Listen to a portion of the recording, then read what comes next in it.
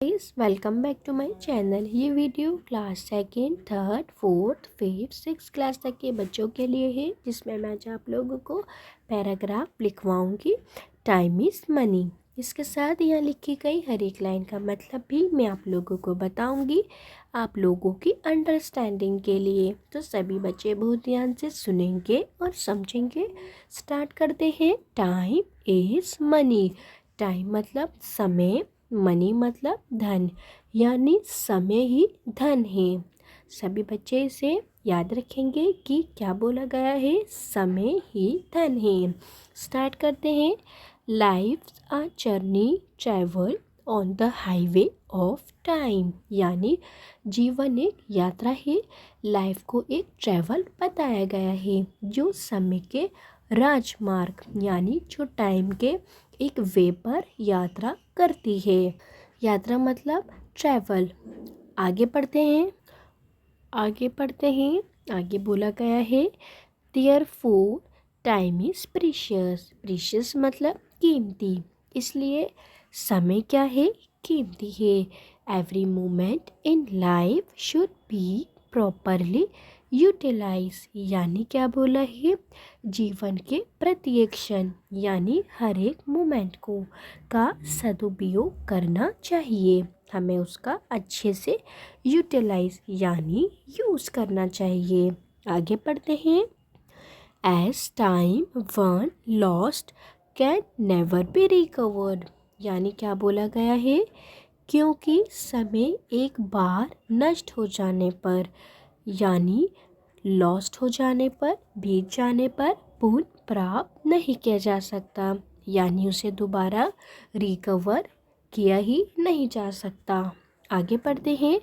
And there is no way to stop should be properly utilized, यानी क्या बोला गया है, और रोकने का कोई रास्ता नहीं है, यानी हम टाइम को कभी भी इसको स्टॉप नहीं रोक सकते हैं। आगे बढ़ते हैं। As time once lost can never be recover. बीता हुआ समय जो है, यानी इसका सही उपयोग किया जाना चाहिए, अच्छे से यूटिलाइज्ड किया जाना चाहिए, क्योंकि समय एक बार खो जाने के बाद वापस नहीं आता है। आगे बढ़ते हैं। And there is no way to stop the hands of time from ticking, यानी और समय के हाथों को टिकने में रोकने का कोई उपाय नहीं है, यानी हमारे पास ऐसा कोई भी उपाय नहीं है जिसमें हम समय को रोक सकें।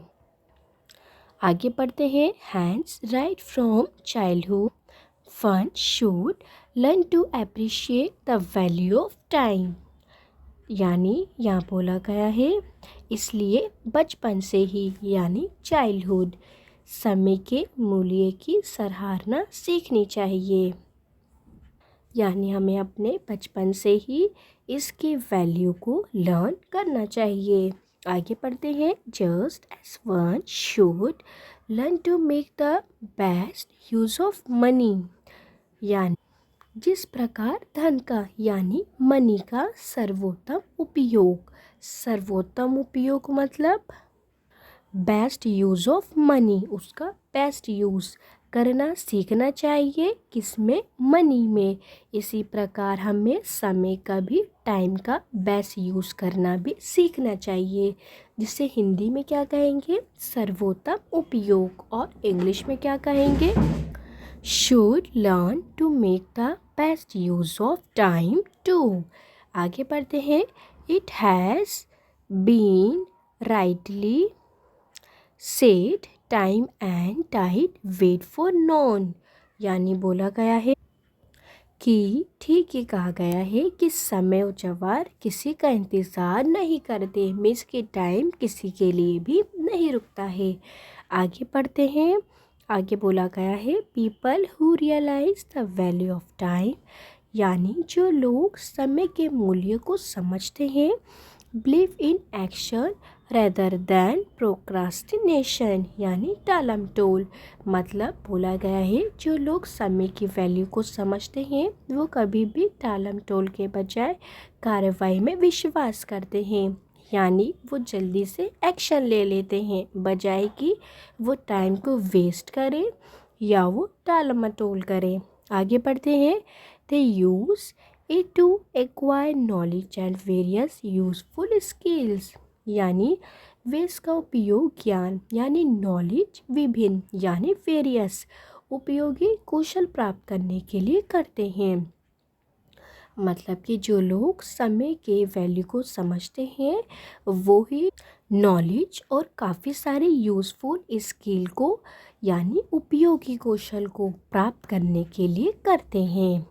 तो यहाँ से शॉर्ट ऐसे होता है complete. Time is money. Thanks for watching.